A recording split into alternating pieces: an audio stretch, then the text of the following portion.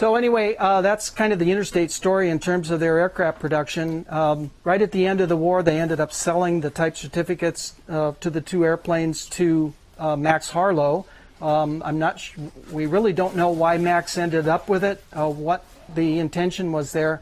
Max Harlow was a professor instructor at Pasadena Junior College, and of course was responsible for the design of the Harlow aircraft series. So was he thinking that his students and the school was going to produce interstate cadets after the war? I really don't know. There's no real good answer to why Harlow ended up with the cadet. But the next series in this adventure for the interstates was that the Call brothers up in Afton, Wyoming, had already designed their Call Air, their low-wing cabin Call Air, and they were looking for cheap stuff. And sure enough, the interstate stuff was all available at pennies on the dollar, I'm sure. And so they sent truck trailers down. I don't know what these things look like, Dan, but in 1946, what was a flatbed trailer looking like? But anyway, they went down to L.A., picked up all this stuff, and they wanted all this stuff up in Afton, Wyoming, to build their Call Airs, because there was tubing and wheels and brakes and instruments and aluminum and just tons of stuff, everything that you would have found in a factory, of course. And they hauled off the jigs and all of the production stuff, and everything went to Afton, Wyoming. So the Call brothers owned the type certificate for that. They did produce two cadets. There are two confirmed Call Air cadets. And one of them disappeared. I think it's in Alaska, or went to Alaska. Whatever happened to it, we don't know. Number two is in Florida, getting restored. Alex Nellen is the owner of that. And it's a C-90 powered Call Air cadet. And the data plate and everything is Call Air. So they built two of those things. Now, the other little sidebar to all of this is that there was the mystery airplane that Interstate introduced right before the war, but then decided to not go into production with it. The war started. They were busy with other stuff and couldn't finish it up. And that's the S-3 Privateer. And the S-3 was a two-place side-by-side, and it had folding wings, had a Franklin 90 on it, and they built 2 or 3, 4, 5 of these things, at least a couple of them, enough to fly them, because I have heard reports from some of the factory workers about the two-place side-by-side Interstate, which was the Privateer. And everything kind of disappeared, and there really was very little evidence of the fact that there ever was a Privateer, because we've never really seen one. But in doing some research on some other stuff, I discovered a picture of an airplane that was called the Simpson Maverick. And I couldn't figure out what a Simpson Maverick looked like or what it was, but the tail surfaces were Interstate Cadet, and it just looked like an Interstate, but I couldn't figure it out. Well, got a copy of the file, tracked it down. Sure enough, Simpson was a rancher in Afton, Wyoming, and we think that airplane, that Simpson Maverick, was actually a Privateer that they put together with extra parts and pieces that were already there in the factory. They had a welded up fuselage, and wings and things, and so they put it all together. Mike? It's on your shoulder. Oh. I'm gesticulating too much, huh? Wild man here.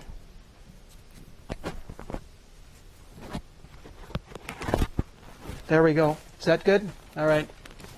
So the Simpson Maverick was really one of these privateers, but it was built by Call Air, and it was always licensed experimentally, so it never, showed up in the registry as anything. Unfortunately, that Simpson Maverick has died and gone, and so there's really almost nothing left of the privateer. I have two parts off of a privateer: a set of struts and a rear jury strut bracket. That's it for a S-3 Privateer. But they came out of the Call, all that stuff. So, okay, we got us up to the Call era. And the Call brothers also took the L6, knowing that the Franklin 113 was no good. And they immediately civilianized a couple of L6s and put the windows back straight, got rid of all the military stuff, lightened up the airplane, put a 125 Lycoming on the thing, and they actually called that the Super Cadet. So they were trying to advertise the Call Air Cadet and the Call Air Super Cadet. The Super Cadet was really just an L6 that was civilianized. And there were enough L6s kicking around. You could buy an L6 for nothing. because they only lasted 10, 15 hours, whatever. They weren't a very good airplane with that Franklin engine. The airplane was fine. It was the engine that was the problem. So the Call brothers kind of solved that problem with the 125 Lycoming. And then Bill Deal came along and said, man, that Call Air with that 125 Lycoming, that's a good airplane. I could use that up in Alaska. That's the basis for a good bush plane. So he purchased the whole pile. Everything went to Alaska. So even S3 privateer parts ended up in Alaska, and it was kind of amazing. But it all got hauled up to Anchorage. Bill Deal went into production. He redid the type certificate, and they built, I don't know, 50 to 60 of the what was then called the Arctic Tern. But the Arctic Tern was just, a civilianized L6 redone. He did a bunch of work on it, different gear. He reworked the tanks and flaps and wingtips were squared off, and a bunch of modifications, fiberglass cowls and things, and 150 horse. I think he did a 160 version also. So that was kind of it. And then Bill was really anxious trying to sell the operation up there. And so Bart Miller in New Hampshire bought out the whole thing. And again, from Anchorage to New Hampshire, everything that was left went that way. And that's where it resides to this day. Now, Bart Miller was killed, and unfortunately, and so the family sold the thing to, is it Chuck? Charles Nearguard. Nearguard? Near something. Close. I'll look it up. Anyway, and so Nearburg. Okay, Nearburg. yep. So he owns what's now called Stoll Aircraft, I think is the name of the thing. But that Civil Aviation LLC. Okay, LLC. LLC, yeah. So they are now the holder of our Interstate Cadet type certificate and the S1B/L6 Arctic Tern and anything else you want to call it from now on. I don't know what really they have a name for the thing. I don't think they're calling it the Arctic Tern in his little promotional thing, but What's Charles' last name? Nearguard. Yeah, yep. So that's Nearburg. Nearburg. Berg. And who's Chuck Horrell? Is that the chief Chuck pilot? Burrell was hired in the last 3 or 4 months to engineer the prototype to Okay. certification. Now I got you. I had to kind of get him located. So and I've talked to him, and he would like to buy an Interstate Cadet. Yeah, kind of interesting. Yeah. So we got to sell him an Interstate Cadet. So anyway, that's where we are with our history. We're kind of up to date. The factory really is not doing anything. They've got a nice little thing out on the internet about what they've got, and they have a beautiful, nice blue and white airplane to show everybody and all the fancy stuff. But I don't know that anything is happening. I do know that they got their updated type certificate completed, but I don't think they've got a production certificate completed yet, which would be the key to putting the thing into production. So I think that's maybe where Chuck comes in on that, to try to get the thing back into production or what. Who knows? So And you want me give a short splop if you want. to? Well, to make a long story short, John Barker used to be Cole Palin's mechanic and airplane builder at Old Rhinebeck. Went to work for Charles, always Charles, not Chuck, Nearburg. He's a Dallas oil man, and he can afford to buy a company and use some of the company materials for his hangaring his airplane. And we've been after him to pay attention to the airplanes rather than the facility. And he's finally starting to show some interest, according to John. He's given John the project of duplicating the ribs.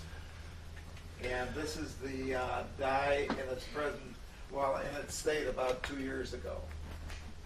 John has been busy restoring a Ferrari for him.